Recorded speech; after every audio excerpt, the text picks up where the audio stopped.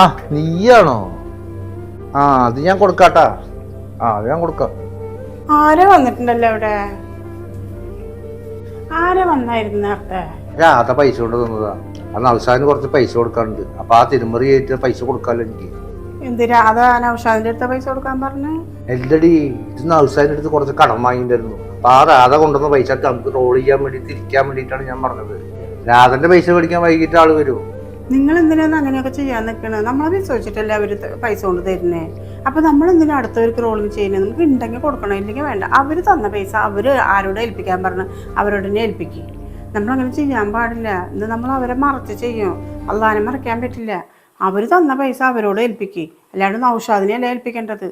ചെയ്യാൻ പാടില്ല അങ്ങനെ ഒരിക്കലും. എനിക്കറിയാം, അവൻ കാണുമ്പോ എനിക്ക് ചോദിക്കാറുണ്ട്. ഞാൻ പിന്നെ തരാ അങ്ങനെ പറഞ്ഞോണ്ടിരിക്കുന്നു. അപ്പൊ ഇത് റോളിംഗ് അല്ലേ, ഇത് നമ്മൾ കൊടുക്കുമല്ലോ. ആള് വരുമ്പോ ഇത് രാധ കൊണ്ട് ഏൽപ്പിച്ച പൈസ വേറെ കൊടുക്കും ഞാൻ. അതിന്റെ ഒന്നും ആവശ്യമില്ല. ഇതേ രാധ ആർക്ക് കൊടുക്കാൻ വേണ്ടിട്ടാ പൈസ തന്ന് നിങ്ങൾ അവരെ ഏൽപ്പിച്ചാൽ മതി. നിങ്ങൾക്ക് റോളിങ്ങിനല്ലേ എൻ്റെ കയ്യിൽ ഇത്തിരി പൈസ ഇരിക്കുന്നുണ്ട്, അത് ഞാൻ തരാം, അതുകൊണ്ട് നിങ്ങൾ അഡ്ജസ്റ്റ് ചെയ്തു.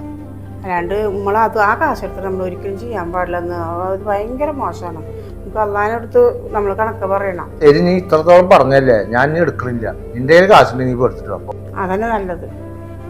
അതെ, ഇതിന് കുറച്ച് പൈസ ഉണ്ട്. നിങ്ങൾക്ക് എന്തെങ്കിലും ആവശ്യമുണ്ടെങ്കിൽ എന്നോട് പറഞ്ഞോ, എൻ്റെ കയ്യിലുള്ളത് ഞാൻ തരാം. അപ്പോൾ നിങ്ങൾക്ക് തൽക്കാലം എന്തെങ്കിലും ചെയ്യാനായില്ലേ, അപ്പോൾ അത് കയ്യിൽ വെച്ചോ. ഈ പൈസ നിങ്ങൾ അവരെ തന്നെ ഏൽപ്പിച്ചോ കേട്ടോ. തന്ന പൈസ ആ പൈസ കൊണ്ട് തൽക്കാലം റോളിങ് ചെയ്യും. ശരി.